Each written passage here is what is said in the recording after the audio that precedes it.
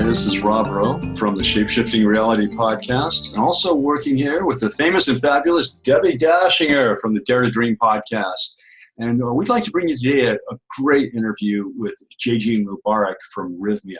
And he is also working with Agape. So you'll learn a lot about some of the integration between Agape and Rythmia, which is quite interesting. And Agape with Reverend Dr. Michael Bernard Beckwith, to be clear, which Agape. Absolutely.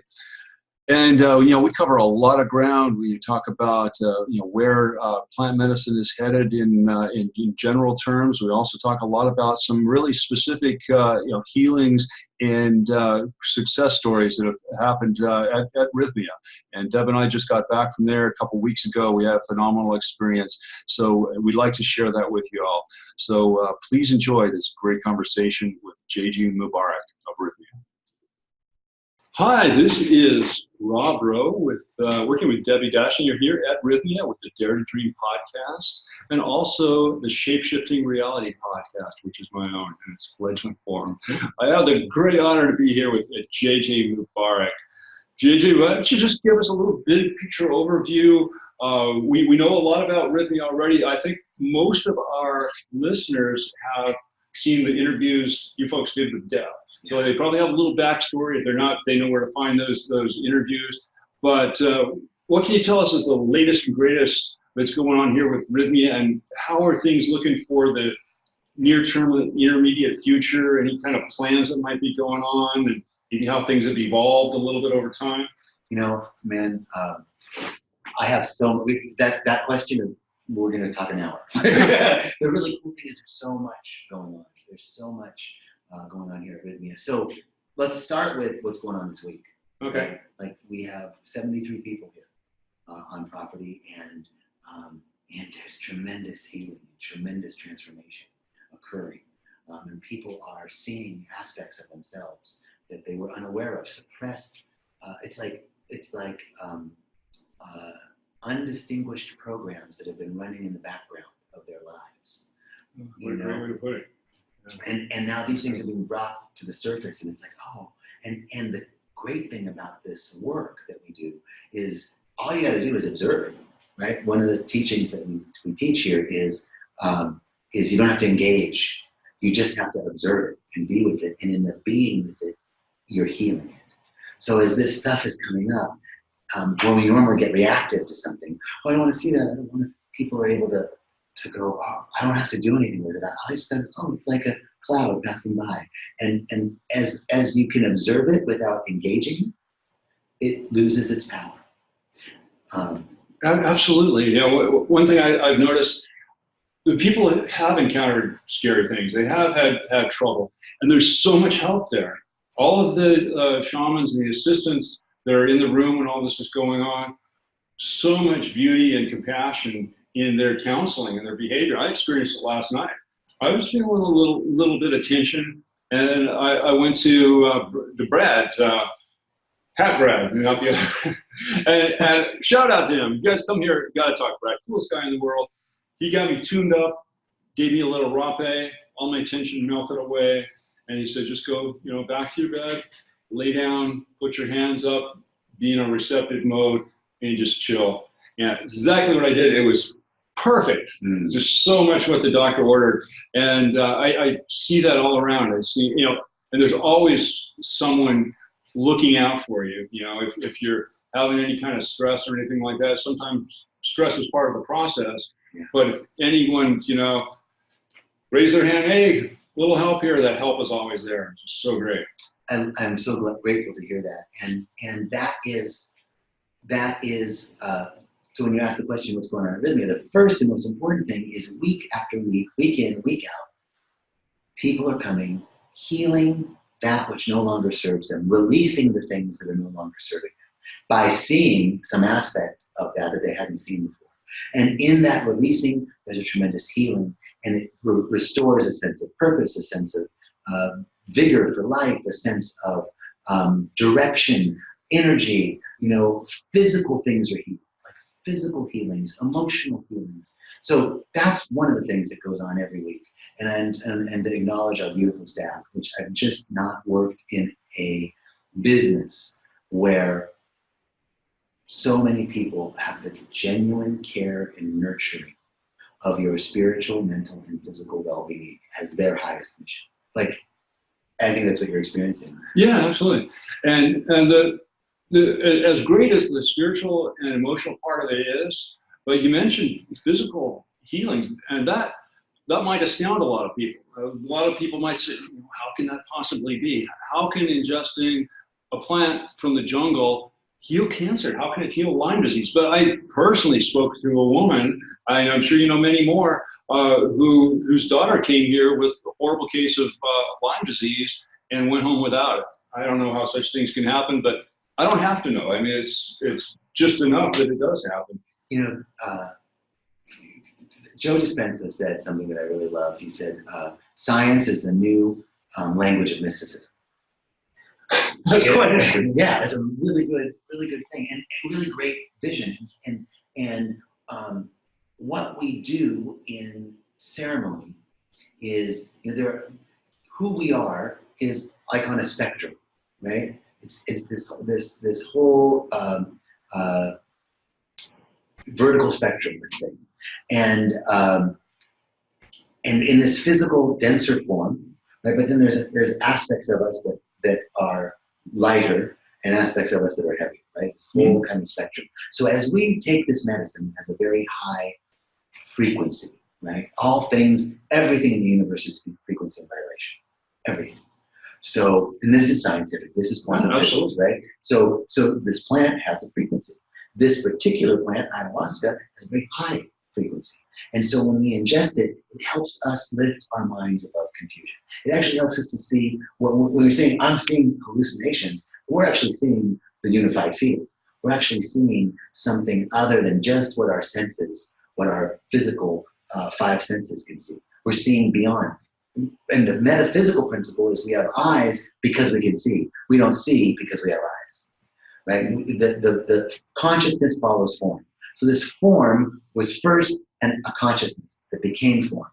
There was an idea of a phone, and then it became a phone, right? Okay. So consciousness follows form. So if that's the truth, we're asking how do physical healings happen? By going into a spiritual journey. One idea might be that as we ingest this high vibration frequency of this plant, it helps us lift our minds above just the physical. Now we're seeing more of the spectrum of life that's expressing through us. And when we can heal something in an elevated state of our awareness on a higher level of our spectrum, it heals everything in that spectrum. So in the spirit work, in the shadow work that I'm doing in ceremony, I heal something as in quantum physics, it's moving from particle to wave, right? So and that's one of the things about quantum physics, right? Is that matter can move from matter to frequency and frequency to matter, from particle to wave and wave to particle. So if I become more wave, more frequency, on higher vibrational frequency, then when I heal something as a wave, when I return to particle, it's healed. And the beauty of that is a person doesn't have to understand the mechanism. Right. All you really have to do is trust the process. And one of my spiritual experiences, I had the very good fortune to work with an absolutely beautiful teacher and mentor, a guy named Michael Gross. Shout out to you, Michael, if you're here. He's up in Washington, an absolutely phenomenal individual. And the work he did with me really helped me, prepare for this. And a lot of the things that were already healed when I had my first ceremony, I think gave me a jump up. So we don't want to say that this replaces any spiritual work. If you're already doing spiritual work, go for it. Keep up with it. In my case, it was timeline therapy. Basically, looking at my life back from my present point to birth, and then also from birth back into past lives, and going back to each particular time when there might be a significant event in dispelling that. So I think that's a bit of what happens automatically here when we do this. We get healings that we don't necessarily even understand, and almost better yet, don't require a real conscious, purposeful action on our part. All we really have to do is trust the process. And that's where I was going with this. Yes. Because in one of my meditations in working with Michael, I received a very simple sentence, but so relevant from one of my guides that said, if you trust the source, trust the content. And if you can come to a place like this, you will trust the source the first moment you come here. So if you could trust the process of being here, for me, it was very important to come back to that. With ever I felt, something, well, I wasn't sure if I want to allow this. I've got two little mechanical doctors that want to work on me. I don't know about that. But I fell back into that concept of trust the source, trust the content. And with all of the excellent workers around there, and the whole place here, the entirety of it, what can you do but trust it? And then it just made it so easy then for me to trust the content. And I love that. I think I really had a lot of good healings myself. And you mentioned something else that I would just like to get your take on. This is kind of a concept I've been kicking around in my own mind, is the shamanism thing and science. I was going to say versus science, but they're not opposed to each other. Right. But it reminds me of a story that I heard from the bodybuilding world.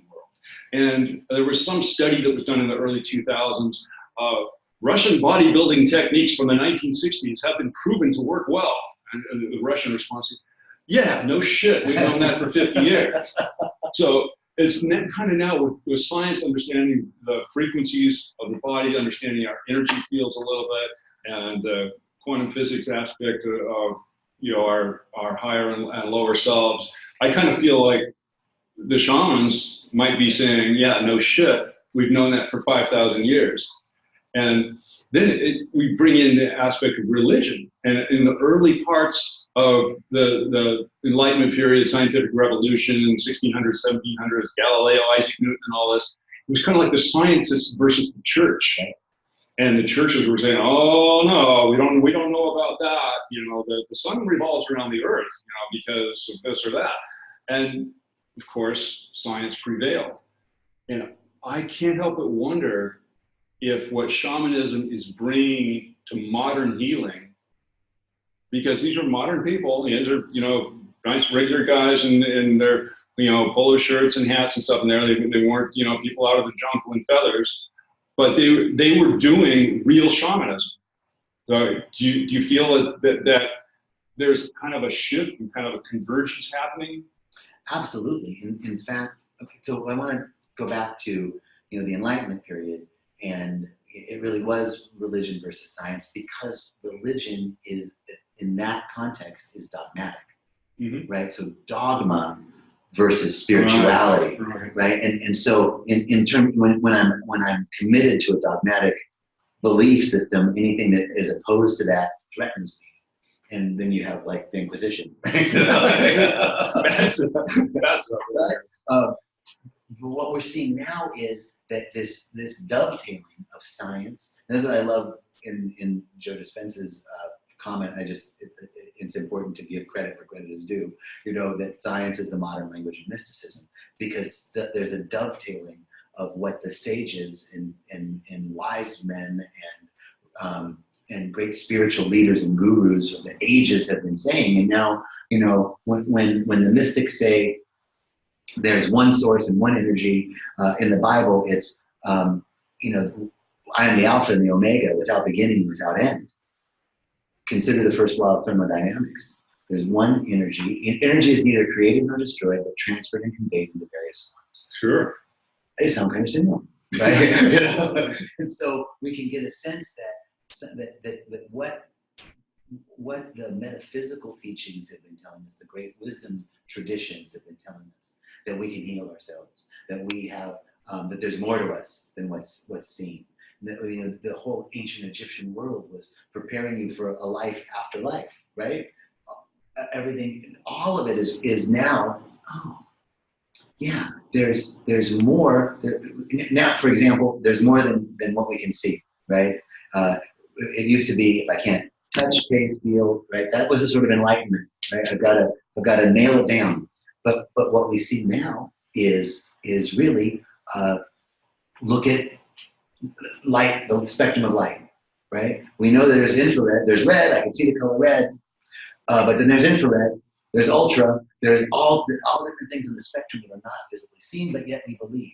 That's where science comes in, because it's the language in which we can talk about the invisible in a way that people can relate. If I start talking about a presence called God that's everywhere present and active everywhere, you're like, no, I don't know about that. But if I can talk to you about gravity, if I can talk to you about an electromagnetic field, Sure. that's something that we can, I can measure that. I can, so, but really the electromagnetic field, the energy of all of life that's expressing through, in, and as everything, is the energy of God.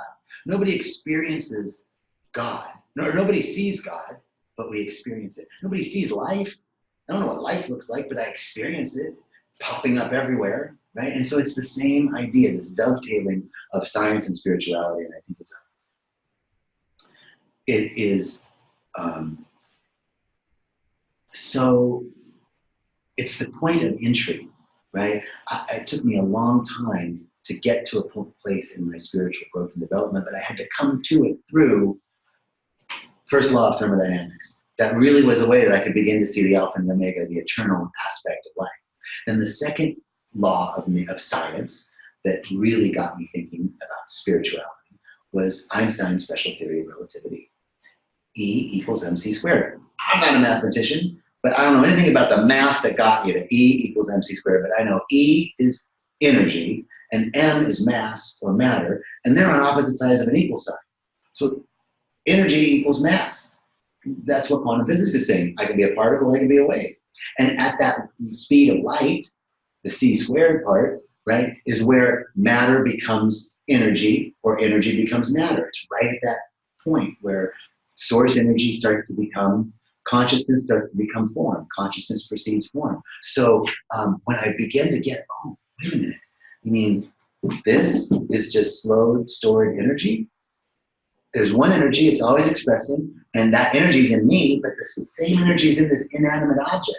And so it's just slowed, stored energy vibrating at different frequencies. And then there's energy that's lighter than me that I can't see, infrared. Oh, okay, so now it's a spectrum. And it's one source, one energy, one life expressing in through and as everything, and it can become consciousness, it becomes form. In the beginning there was the Word, and the Word became flesh. Wow, okay, so you know, I couldn't get to the biblical metaphysical teachings or the teachings of the great mystics on my own, but through science I could get there. Absolutely. And now the spiritual part of it is the bigger part of my life, but it had to get there for the science. You know, based on everything you were saying, I was thinking about something I heard in a coffee service. I really want to give a shout out to Reverend Michael Beckwith here. My We teacher, can talk more about that. And also shout out to one of my favorite authors on the sort of shamanism, spiritual space, Jeremy Narby. I love that. Guy. Love that book. Do you know him?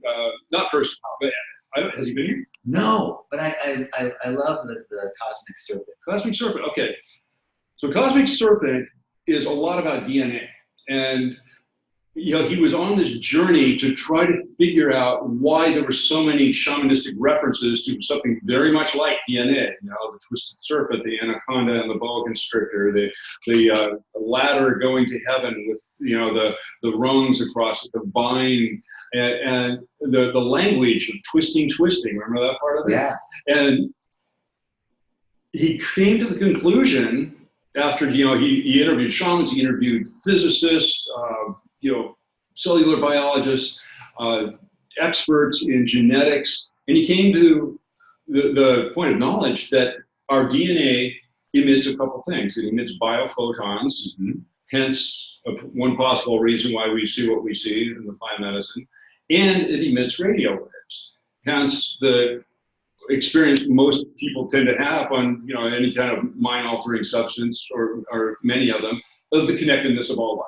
That's one thing very common, almost everybody probably here probably feels, is that I'm now connected to everything. And what does everything have that it could possibly be connected to? DNA. From a blade of grass to a rose bush to a human to an elephant, we all share the common language of AGCT in our DNA. And that's every piece of DNA in every living being is emitting radio waves and biophotons. Yeah. And what Michael Beckwith said in one of his services, he was talking about the nature of God, and I've always had trouble with this. So somebody asked me, Rob, do you believe in God? Well, how exactly are you defining that term? And people somehow say, well, you either believe in God or you don't, but it's never been that simple for me.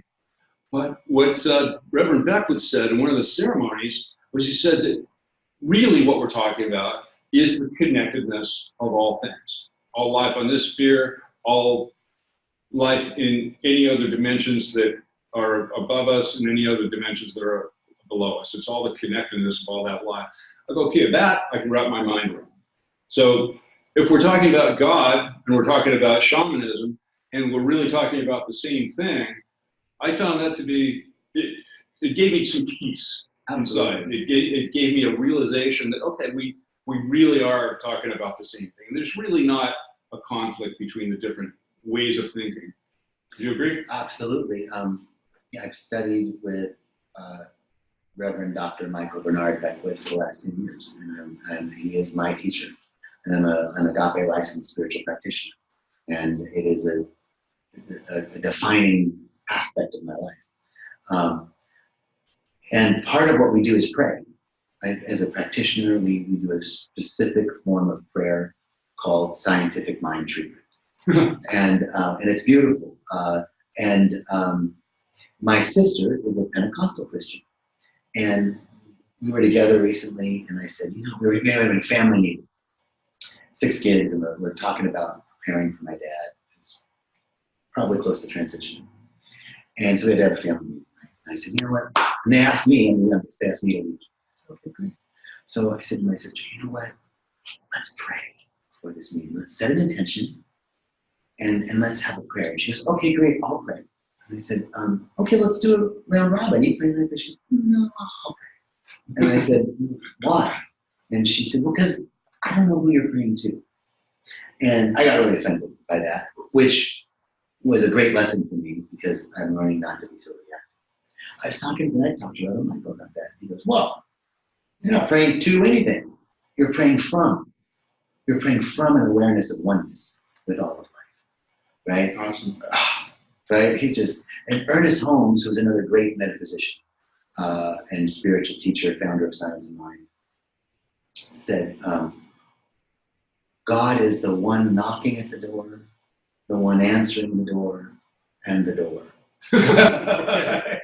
Right? So I'm coming to a deep awareness of my oneness with all of life, that there's one energy expressing through everything. And it has to be expressing through me. It can't be any other way because it's expressing through you. It's the same thing. So if I'm one with it, then the purpose of prayer is not to pray or beseech something outside of me. Oh God, I'm so big and I'm so small, right? But the purpose of prayer is to lift our minds above confusion so that we see clearly the truth that there's nothing separate from me because all of life is trumpeting that I'm separate. You seem different than me. I seem different than the table. There's other people, right? Everything is saying there's separation, there's things, right? And the purpose, the metaphysical principle is to see through the illusion. And this is what Buddha's been saying, this is what all the great teachers, like see through the Maya, see through the illusion to the oneness and unity underneath all of it. And that's where we're back to what we were saying, that science is the modern language of mysticism, because science is helping us see the oneness in back of all of it, no matter what the appearances are. And so yes, So it kind of takes the faith thing out of it. Because I always kind of had a little bit of a problem with, well, it's in the Bible, so just have faith, just believe it. Because it's almost like saying, take this medicine because it's good for you. right. And I'm always the guy who says, well, wait a minute.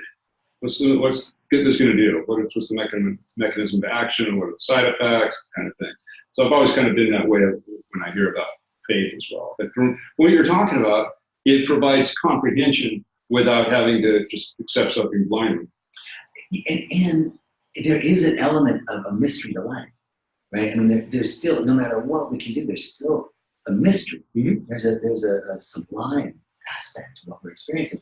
Science can, Jeremy Narby can talk about all of the DNA and aspects of the cosmic serpent and get it all down. I can tell you that there's certain compounds in ayahuasca and DMT and what it's doing, but it can't approximate the experience of, like, true. I looked outside and I saw a spaceship and I knew it was for me, and I got in and it took me to a Chinese restaurant. The Chinese restaurant was empty, but I walked, like you just can't make that shit up, So we know physically, we can scientifically assess it and all that, but there's still a mystery.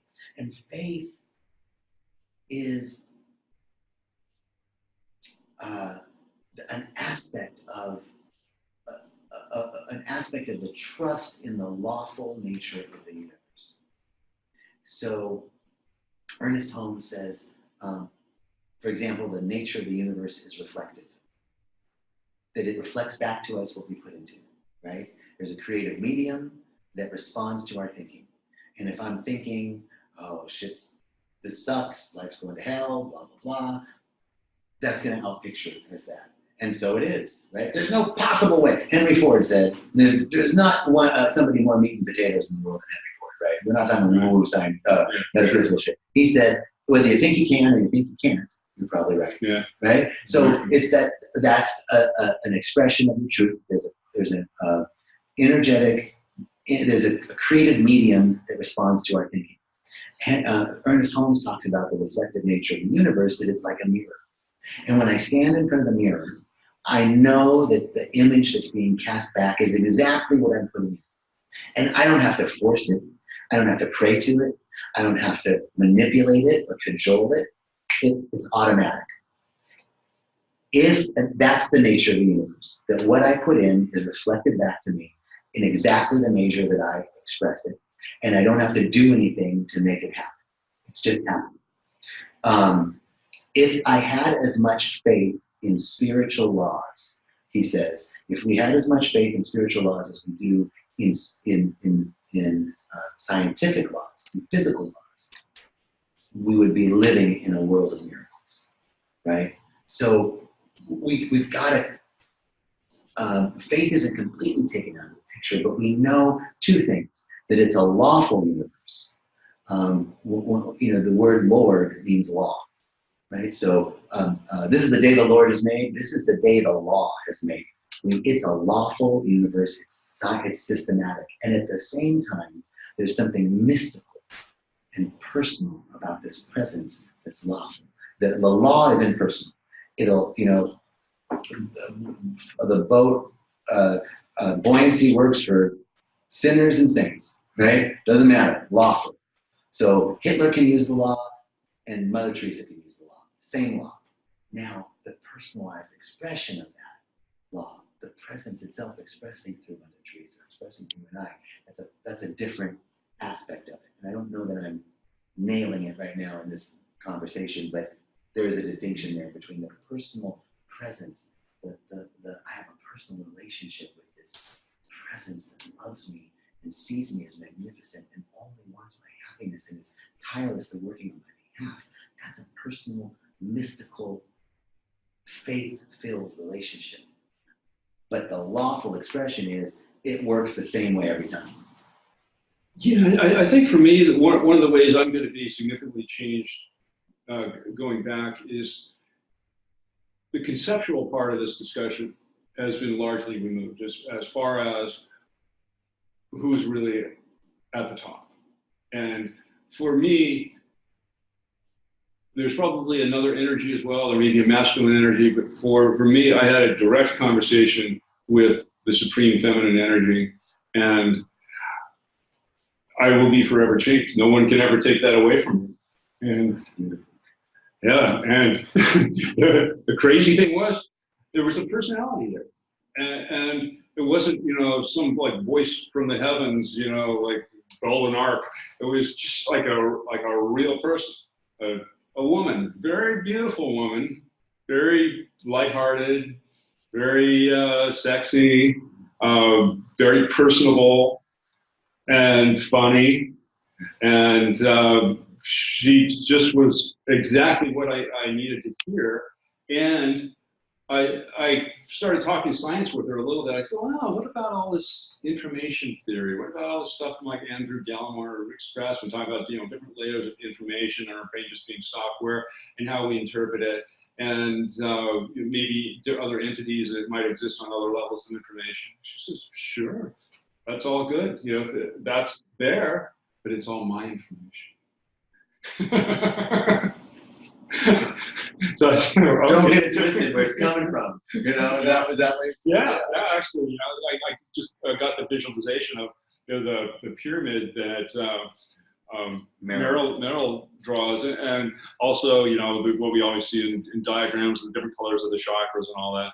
One of our classes, we were talking about a pyramid with the crown chakra at the top, and that's how I visualized her when we were having this conversation of a blue star at the top of this pyramid with all of her light and energy filtering down through all levels of it, from the cosmic to the mineral level, from 7 to 1. And now that I've got that, it's altered my way of thinking about everything. Plus, now that I've talked to her once, I can probably talk to her anytime I want. She's kind of cool. Absolutely. And that relationship was never not there. It was just suppressed by our willingness to see. Right. It was just suppressed by lower, denser thought forms that had us believe we were separate. Mm-hmm. They say it's a still small voice. It's neither still nor small. We're just ignoring it. Let me ask you. To get this experience that you gained, do you mind if I ask maybe roughly how many ceremonies you've participated in? Maybe 15. Okay. Not many. Oh, wow. Not compared to. That's not a ton. No. I had done. This was a great. You were talking about earlier in the conversation about. This isn't to replace your spiritual work, right? We're talking about the work that you had done to get here. This really augments and amplifies the work that we're doing. And so, as a practitioner, Reverend Michael talks about, practitioner is in the body of knowledge. Practitioner is a body of consciousness, an awareness of oneness. Our job as a practitioner is to see wholeness everywhere, no matter what. Show me somebody who's sick, I see wholeness. All right, that's the consciousness that heals. And so, so it was 10 years of working with Reverend Michael, really learning the metaphysical teachings that I got from Agape. In my training, it was a 4-year licensing program to become a practitioner. It wasn't like, it's a 6-month program. No, it was 4 years. It was like another degree, And so I'll just say that I think really amplified my experience. Oh, yes, let's talk about Agape for a minute, because I find it fascinating. I love going there.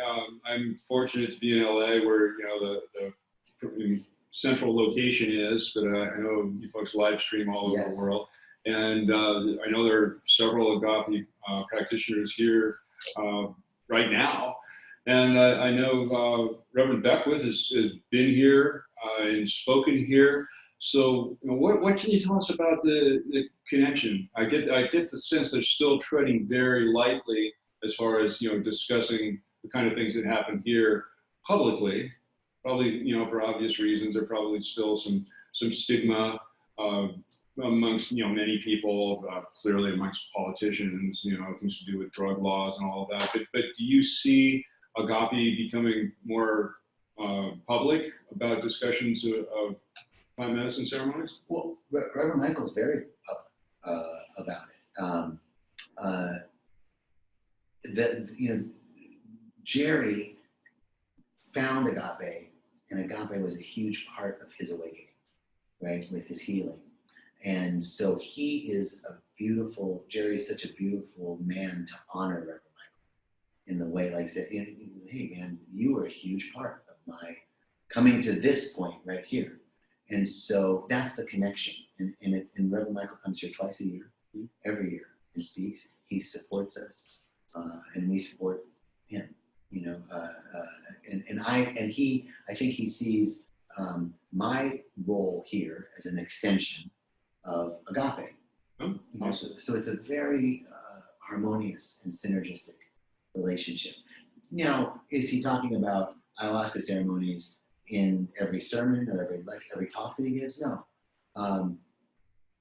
But the truth is that the metaphysical principles are the same, right? What people see in ceremony and the truths of the plant medicine, that's just a tribute to Reverend Michael and how aware and open he is.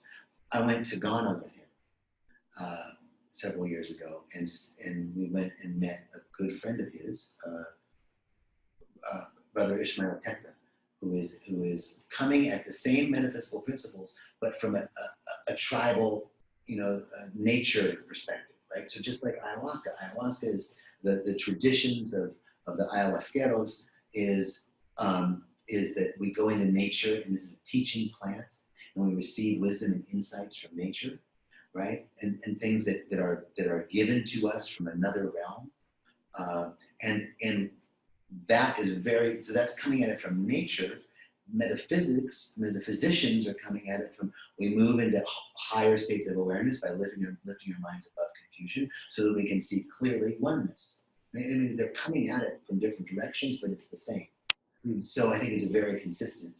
The principles that are taught here are consistent with the metaphysical principles.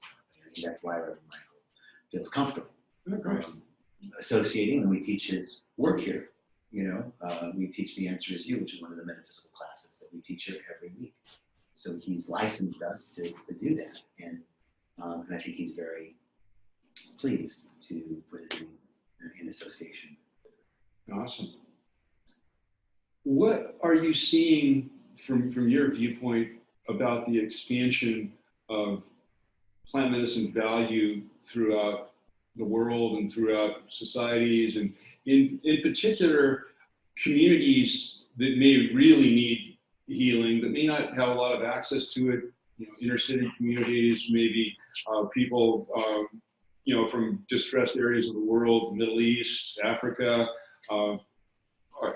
Are you seeing any kind of a spread and maybe any kind of inroads into healing, like at a cultural level? Maybe people that have experienced human trafficking. Obviously, a huge portion of America has experienced their ancestors as slaves.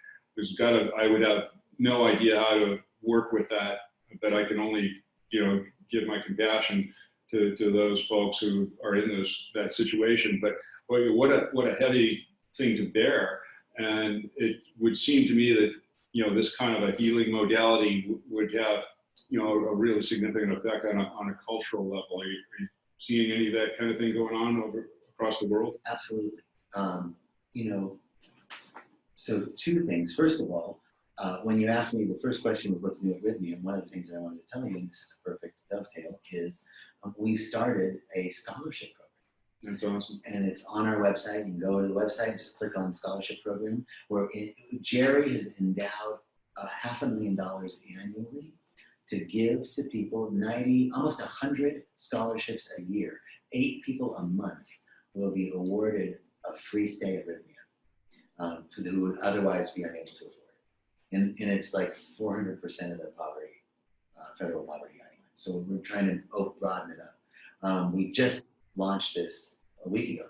Wow. A brand new Rythmia scholarship program. And it's in association with Graham Hancock, who's a phenomenal, super famous New York Times bestselling author and longtime war correspondent from, I think it was London Times. So that's one aspect. The other thing is, you're saying, is this happening on a cultural level? And this is another nice tie-in in the question about faith versus taking the faith out of it, right? So I see this consciousness that we call ayahuasca looking to express itself, right? It's the same thing that Reverend Michael says, that the spirit wants to know itself as you. And only it can know itself through you and through me.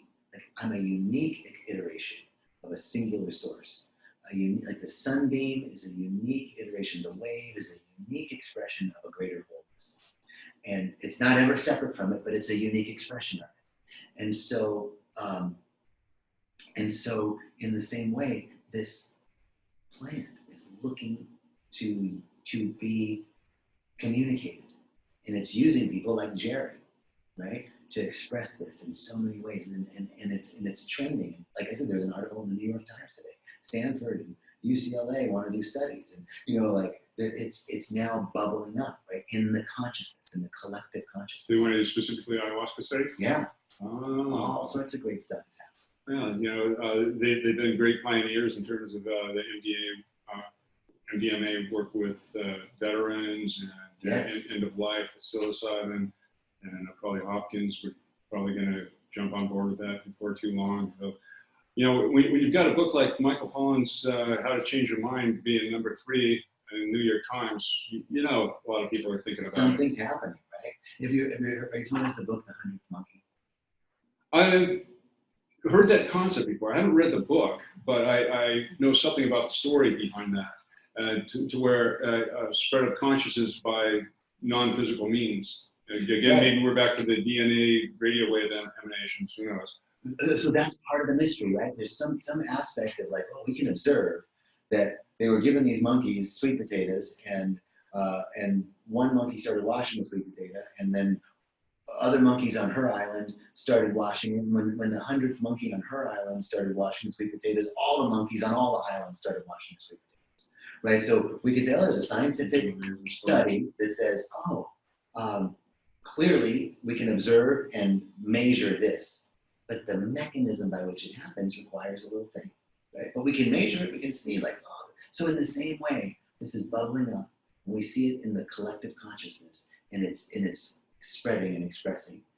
So I am sitting back in faith to watch. I know it's already happening, I see it, but how will it get to the Middle East? How will it, get into urban areas, inner city? Maybe the scholarship program, maybe something else. Don't know, but we can see, like you said, when you have a number 3 on the New York Times bestseller list, a book on psychedelic mind-altering experiences, something's happening in the collective consciousness. Absolutely. What can you tell us about how your experiences has progressed over from your first experience to your 15th? I mean, that's enough. From what enough to get some change. What I'm hearing is that somewhere around the 10th time, you kind of really start to get a grip on what's going on.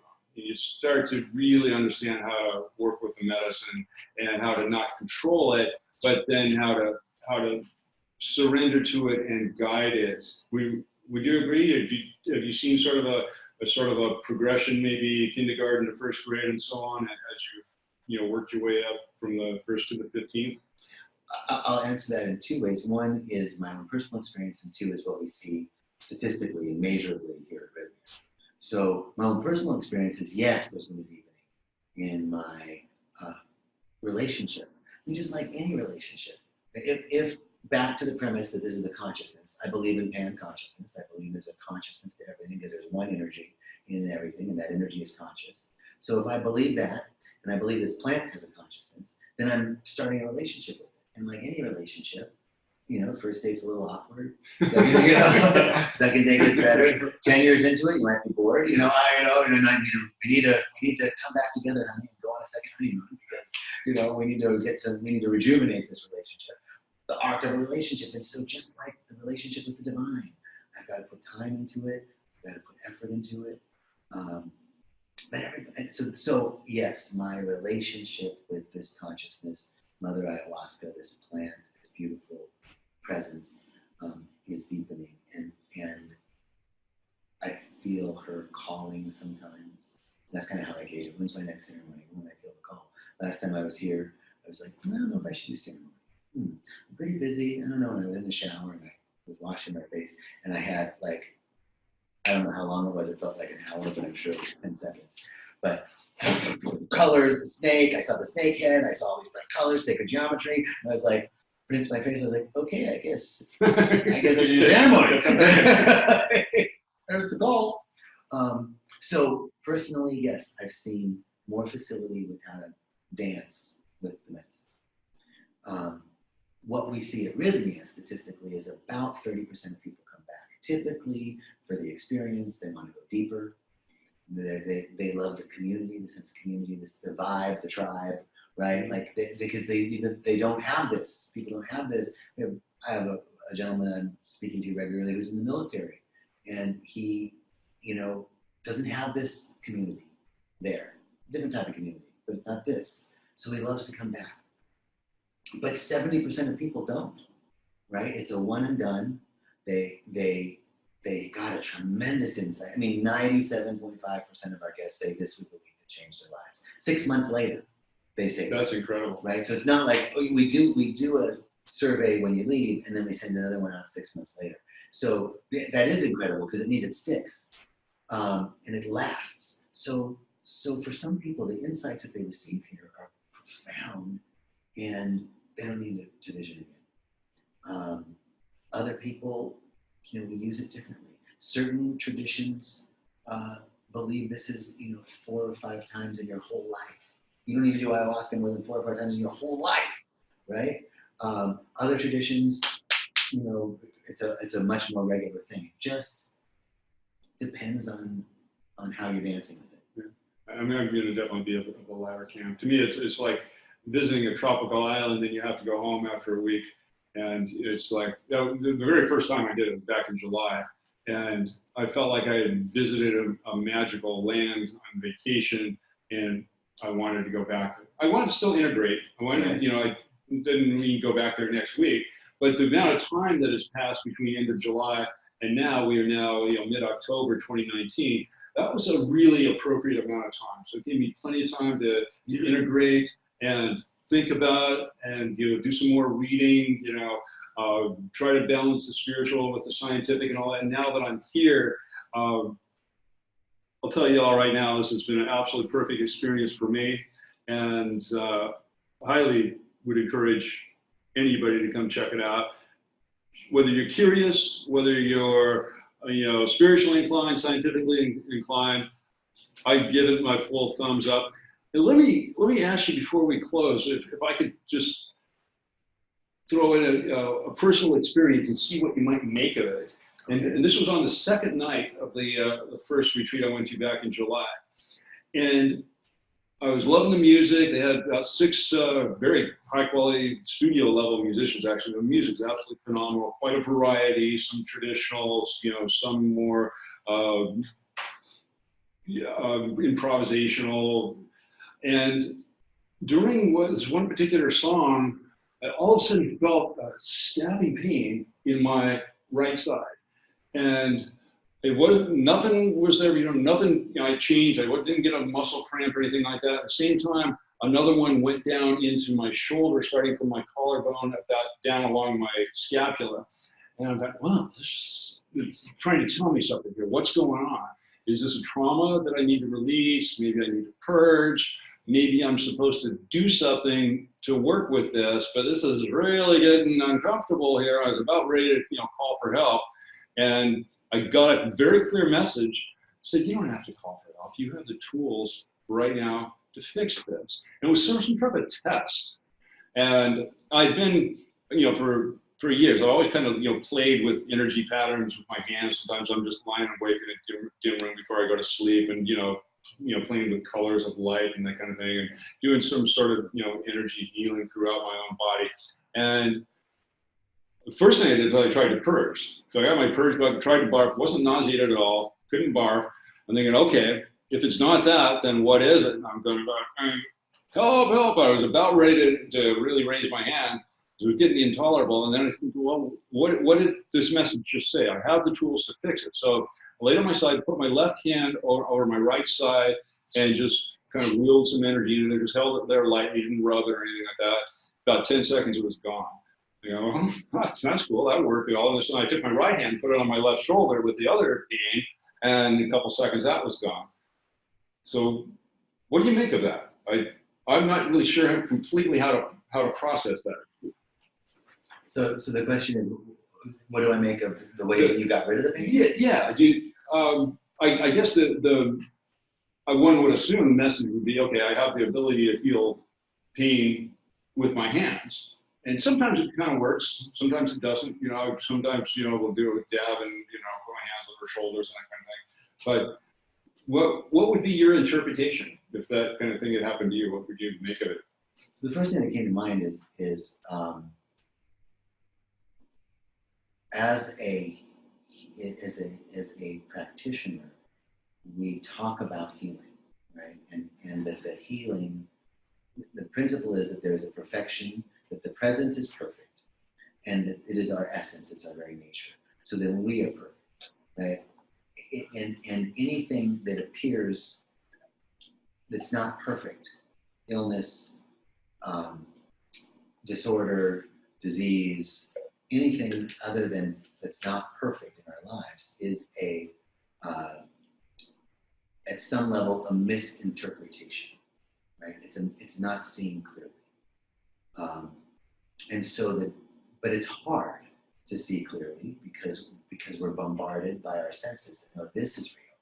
You're not me. I'm not you. Rob's not John. John's not Rob. We look different. I'm bald. You have hair. Right?